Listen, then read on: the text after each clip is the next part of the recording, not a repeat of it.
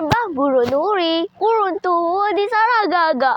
Ahmad Fakhruddin nama diberi, ingin deklamasi sebuah saja. Assalamualaikum warahmatullahi wabarakatuh. Saya Ahmad Fakhruddin bin Umar Iskandar dari kelas 4 UTM 2 akan menyampaikan sebuah sajak bertajuk Terima kasih pahlawanku. Dahulu negara kita dijajah, hidup takut penuh gelisah.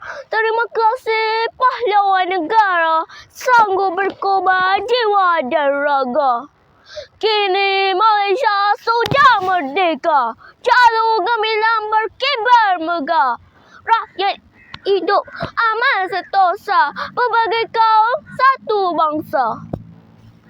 Perpaduan di era kerautan dijaga, demi nusa dan bangsa. Jasamu dikenang dan dijulang, yang telah berkorban demi negara. Ayo sahabatku, kita berdiri bersama demi